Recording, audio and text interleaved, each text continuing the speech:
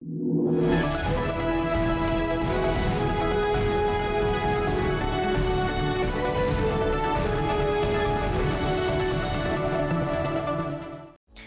and welcome to 3.0 TV. I am Vishakha Thakur. नमस्कार, मैं Sandeep कसालकर. Welcome to the weekly wrap. Cryptocurrencies ended in positive territory during the last 7 trading sessions, led by favorable news flows, which in turn helped generate renewed investors' interest in the digital currencies. Bitcoin recaptured $21,300 level, while Ethereum surged near $1,600. Tokens such as Shiba Inu, Gala, etc. were chased higher by investor activity. In another interesting news, crypto exchange Coinbase on Monday said it is officially halting operations in Japan and will conduct a complete review of its business in the country. Coinbase announced that it has made the difficult decision to completely review business in Japan and terminate transactions with existing customers. If interest rate increases are below the market expectations, then risk assets are likely to benefit and crypto prices will hence continue the uptrend. However, there is too much uncertainty for the time being, analysts believe.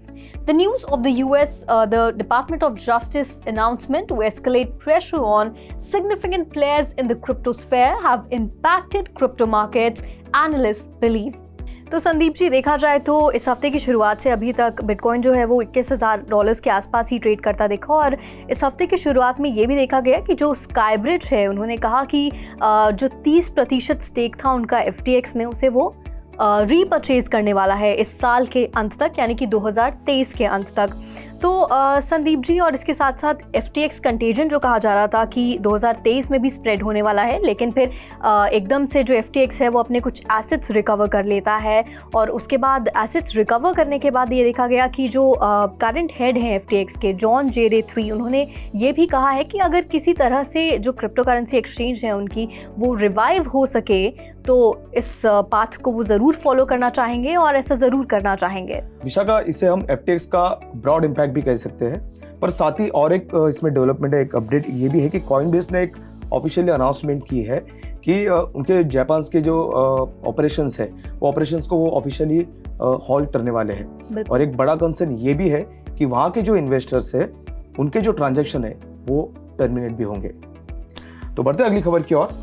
9 सितंबर को FTX ventures ने alternative asset manager SkyBridge में 30% हिस्सेदारी के लिए एक undisclosed फी का भुगतान किया, वो भी नवंबर में FTX द्वारा बैंकरप्सी की घोषणा से कुछ ही महीने पहले.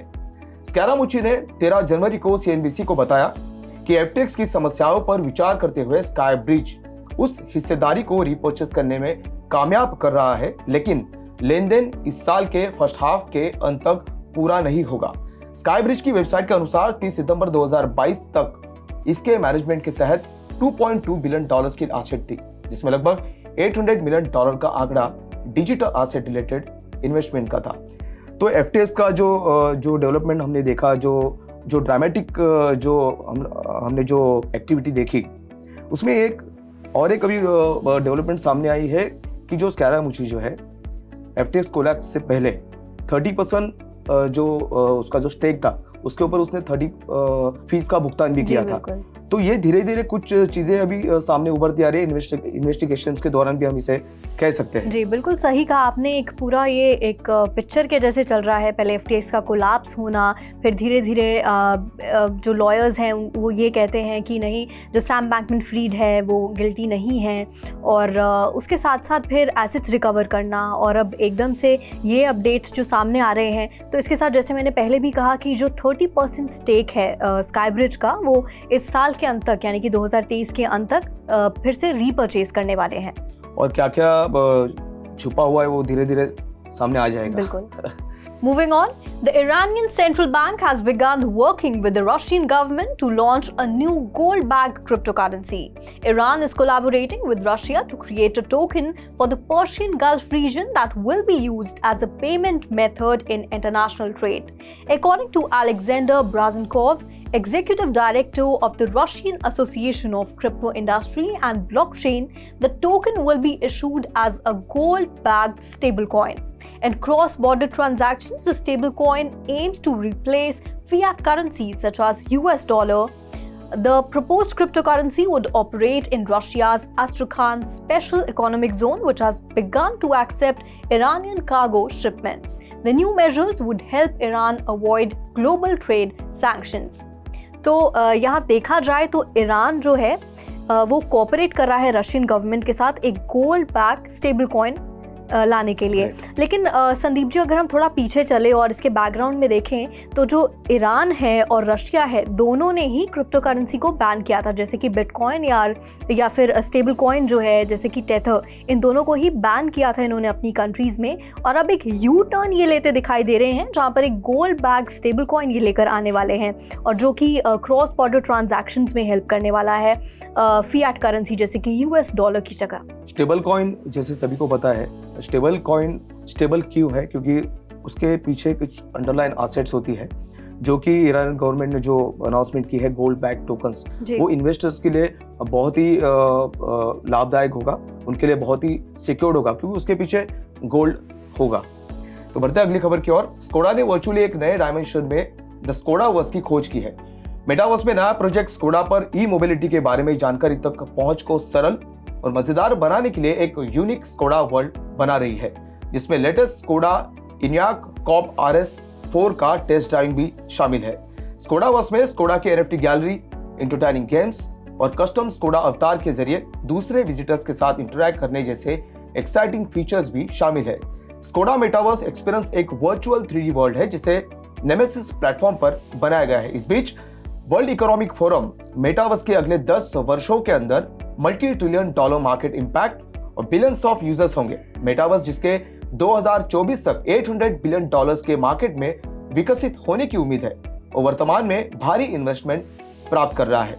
तो मेटावर्स से टेक्नोलॉजी को आप देख रहे हो कुछ दिनों में इतनी बूस्ट कर चुकी है, बहुत ज्यादा ट्रैक्शन मिल रहा है। जैसे हमने लास्ट टाइम एक स्टोरी कवर की थी मारुति सुजुकी जी, नेक्सावर्स। हाँ, वो नेक्सावर्स में उन्होंने एंट्री की, खुद का मेटावर्स उन्होंने लॉन्च किया, तो उसको अभी वो कंटिन्यूटी हम यहाँ पर देख पा रहे हैं। स्कोडा भी इसमें पूरी तरह तो उतर चुके हैं, क्योंकि उनको पता चल गया है कि यूजर्स के लिए ये बहुत ही ईजी होगा कि उन्हें कोई शोरूम में जाने की जरूरत नहीं है। मेटावर्स में आप खुद वहाँ पे इंटर कर सकते हो, घर बैठे इंटर कर सकते हो, जो चाहिए वो कलर्स आप देख सकते हो, वहाँ पे आप टेस्ट ड्राइव ले सकते हो, ये सब कुछ आप घर बैठे कर सकते हो जी। बहुत बड़ा कदम। तो स्कोडा के साथ साथ यहाँ मैं आपको बता दूं कि BMW ने भी मेटावर्स में एंटर कर लिया है और इसके साथ साथ वर्ल्ड इकोनॉमिक फोरम 2023 में जितने भी लीडर्स थे उन्होंने मोस्टली यही कहा है कि जो मेटावर्स इंडस्ट्री है वो 2024 तक $800 बिलियन की मार्केट होने वाली है, जो कि एक बहुत बड़ा स्टेटमेंट है और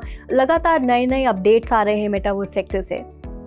Moving on, former Reserve Bank of India Governor Raghuram Rajan said that the collapse in prices of digital assets over last year will allow investors to focus on the true value of this technology, the distributed ledger and the smart contracts that can be built on them. The idea that somehow cryptos are going to maintain value while the fiat currencies collapse. That's nonsense, said Rajan to Reuters on the sidelines of World Economic Forum at Davos. The Economist said that fiat currencies have won out in terms of which is more credible. Rajan's statement come in the backdrop of crypto market shrinking by $1.4 trillion in 2022, with Bitcoin losing 60% of its value.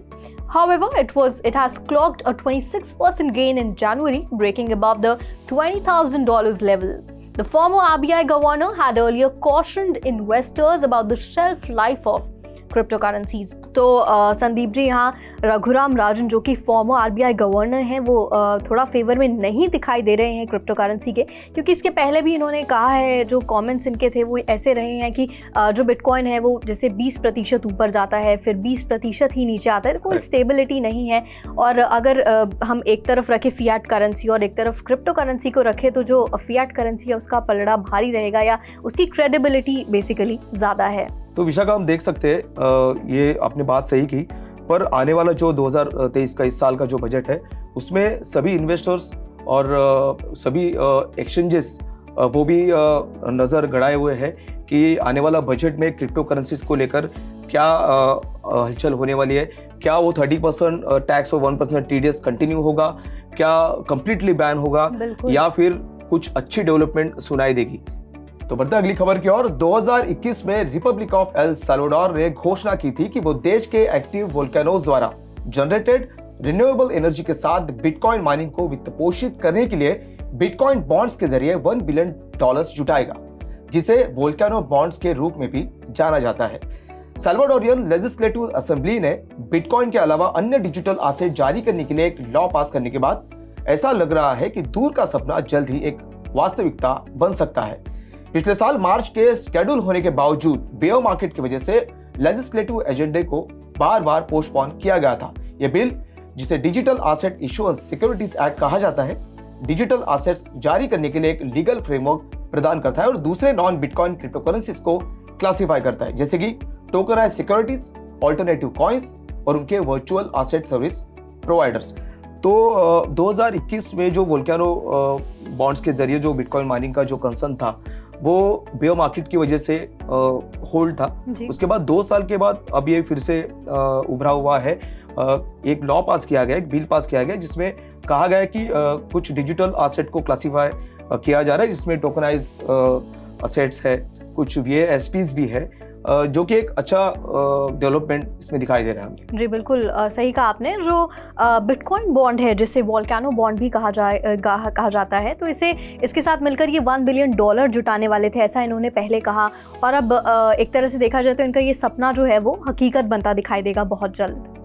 Moving on, Bored Ape Yacht Club creator Yuga Labs blacklisted addresses related to Look Rare, SudoSwap, Blur and NFTX for not supporting royalties for its Sewer Pass NFT. In light of the ongoing NFT royalties debate, Yuga Labs has moved to ban transactions from marketplaces that do not support royalties for NFTs like its Sewer Pass.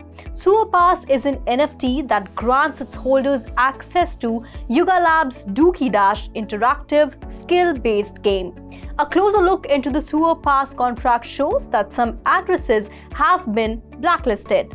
Simon Kosade disclosed in his Twitter thread that some of the blacklisted addresses include exchange contracts from Look Rare, SudoSwap, Blur and NFTX.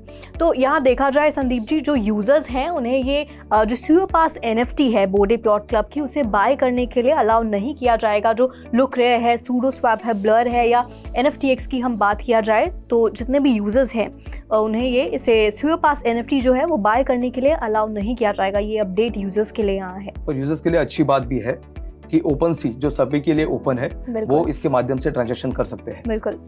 And with this, it's a wrap in today's weekly wrap. This is me, Vishakha Thakur, signing off. मैं संदीप कसालकर फिलहाल आपसे विदा लेता हूँ। देखते रहिए 3.0 TV।